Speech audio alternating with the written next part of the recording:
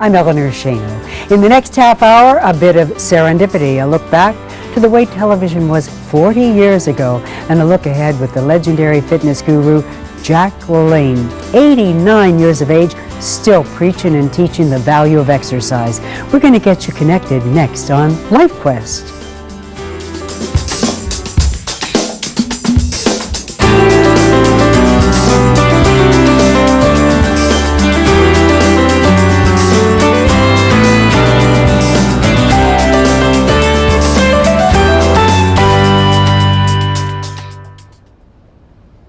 I'm sure some of you remember Jack LaLanne when he was the host of his own daily exercise show on television. Well, he is still at it, and we had a chance to spend a nice long visit with him when he was in Pittsburgh recently for the Healthy for Life Expo. It was a chance to chat about his career, his family, and his incredible good health. There's no doubt about it, years have been kind to Jack LaLanne.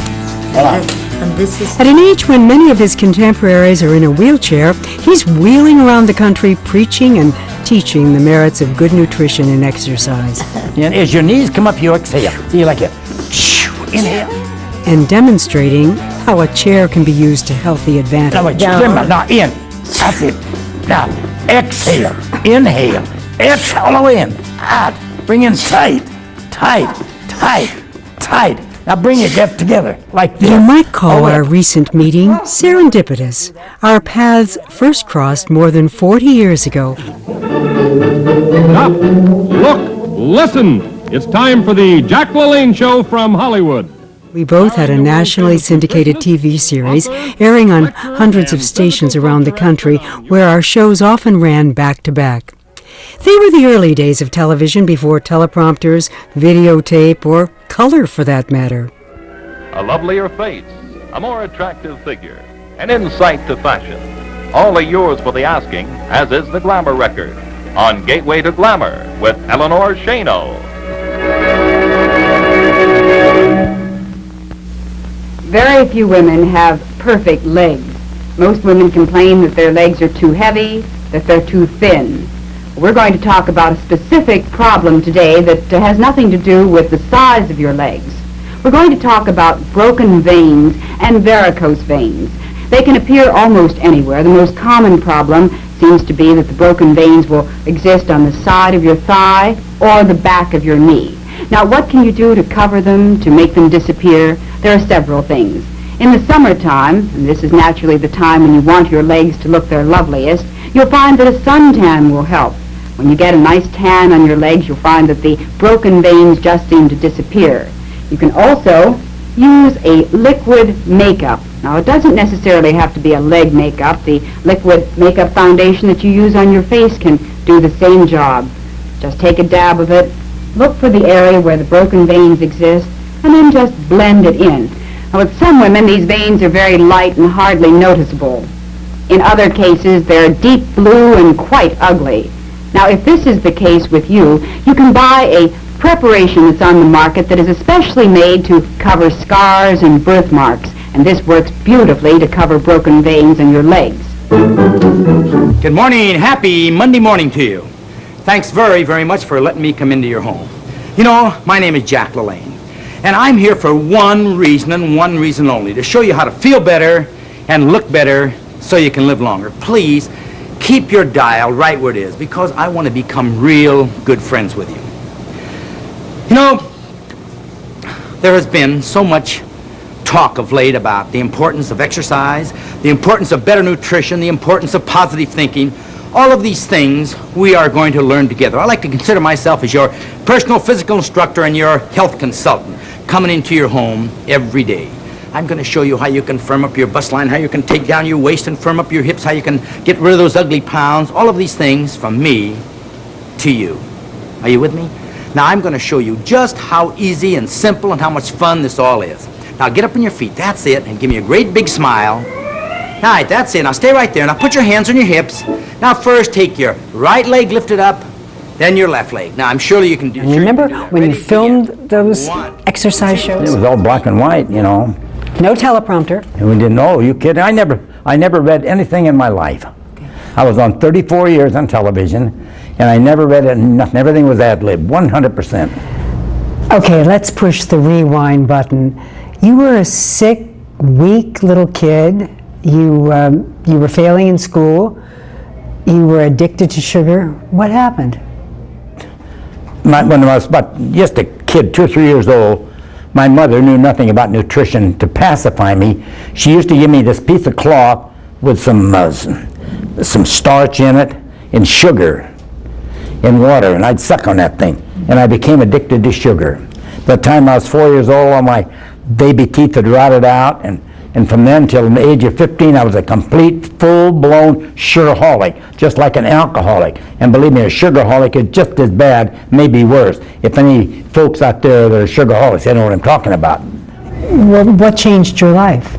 I dropped out of school for 6 months due to ill health. That's when I attended a health lecture. Tell me about it. That did it. Here I am, this little weak, sick kid, you know, pimples and boil, 30 pounds underweight. All the kids at school used to beat me up, even the girls. And this man said I could change my life. I listened to that lecture like this. That man was such a forceful speaker. I went home that night. In those days I wasn't overly religious, but I said, dear God, or somebody help me. Help me to refrain from eating these foods that are killing me. And that night, I quit white flour, white sugar products. The next day, I joined the Berkeley, California YMCA. And you know, within practically a week or 10 days' time, just like that man said, I was born again. My strength, my energy and vitality just tripled. And my temper, you couldn't even get me mad. It was just, my headaches, I had blinding headaches every day. It looked just like that. If something changed your life, would you be enthusiastic about it? That's why I'm so enthusiastic about my profession. It saved my life. There's no doubt about it. I would not be here if it wasn't for that. What do you say to kids today? Obesity is such a serious health problem in this country. It's a travesty. What's happening in America, you know, we should be that every country in the world wants to be like America. And they see our kids the way they are, and someone even trouble and obesity and all this. It makes you sick. You know, we got to do something. It's got to stop this advertising. Why do you think kids are fat? Why? Because they exceed the feed limit. They overeat of the wrong foods. They eat what they have been, what they see on television. They say they're big baseball stars and they're basketball stars and they're great athletes up there hawking a soft drink and they're hawking a candy bar and they're hawking stuff. What do you think those kids are going to eat? You don't eat sugar, you don't eat white flour, and you don't eat dairy products. What do you eat? I eat 10 raw vegetables every day. I eat 5 pieces of fresh fruit, and for my protein I have 4 egg whites. You know, I take a hard-boiled egg, and I throw the yolk away, or else I'll scramble 4 or 5 egg whites. And I eat fish, and if I eat any grains at all, they got to be 100% natural whole grains. It's that simple. I read you take 50 to 60 supplements a day. Well, at least You eat so well, 40. why do you need them? Why do you need the supplements? Because everything you eat has been processed by man.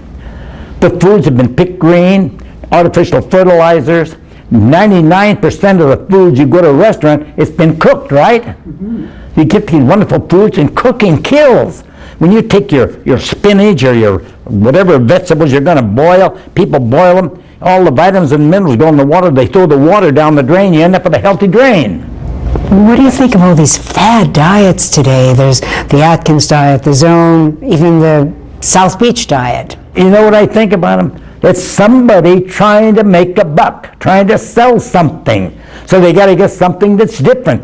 This one said, well, you don't mix carbohydrates, don't mix starches, don't mix this, don't mix the protein with the fat. Well, that is a lie. You say you don't die from old age, you die from inactivity. You know, I don't care how long I live. That doesn't make any difference to me. But I want to live while I'm living. I have so many acquaintances of mine, they're 65, 70 years old. My God, they're old, they got arthritis and rheumatism, they're fat, they can't exercise, and they only think about, oh, the good old days. The hell, the good old days are right now, this second. If you don't enjoy this moment, you're not going to enjoy life. It's what you're doing now. Now, What are the good old days? What does that good do for me? Like the guy says, you know, last year I was a millionaire. Today I'm broke. So what? It's now. This is the moment. Think about that. This is the moment. Take us through a typical day. You get up at 5 o'clock in the morning, you work out for how many hours? 2 hours. What do you do? Weights. The most thing I do since I was 15 is weight training. You know, adjustable weights and pulley machines. Anything gives you resistance, right? Then I spend another hour or so in the pool. You are in better shape now than you were 40 years ago. I'm not saying that, but I'm not as strong as I was then. See, when I won professional Mr. American, I was winning almost, I weighed 170 pounds. Today I weigh 150. But I lost a pound a year on purpose. Just like my friend Arnold Schwarzenegger now, he used to, when he was competing, he weighed like 250 or 60. Now he's probably down to maybe a little over 200. But he did that on purpose. Well, why do you need all this muscle and everything if you're not competing?